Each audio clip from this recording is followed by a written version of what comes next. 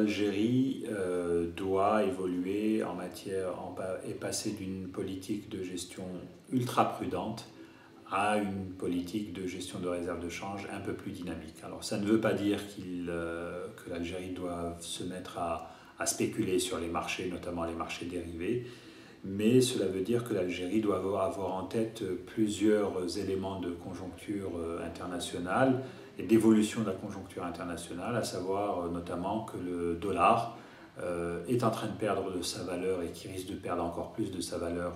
Et comme les réserves de change algériennes sont libellées en dollars, eh bien ces réserves de change vont perdre de la valeur.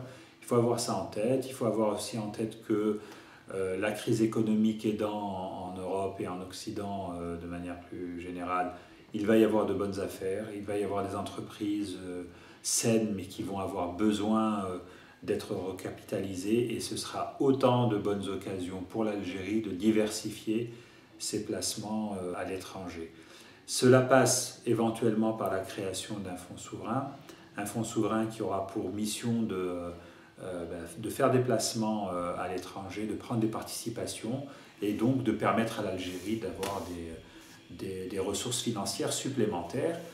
Éventuellement, ce fonds souverain pourra aussi intervenir à l'intérieur de l'Algérie pour financer le démarrage, l'amorçage et le développement d'activités économiques.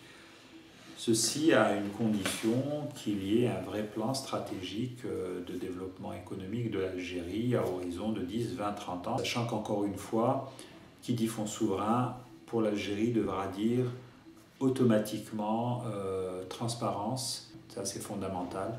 La question des moyens est importante.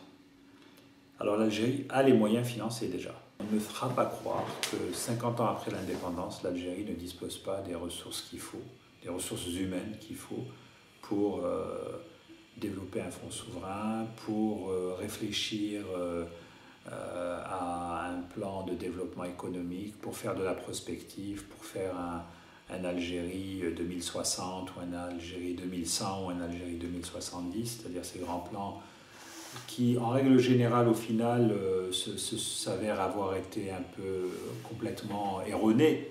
Mais ce qui est important, c'est l'exercice. C'est la manière, c'est quand on réfléchit à l'avenir et qu'on ne réfléchit pas seul et qu'on fait travailler 10, 15, 20, 30, 50 experts multidisciplinaires qui l'Algérie, elle a ses ressources. Elle les a en Algérie, je parle de ressources humaines. Elle les a alors encore plus dans une diaspora qui est aux quatre coins du monde et qui ne demande qu'à participer à un tel projet.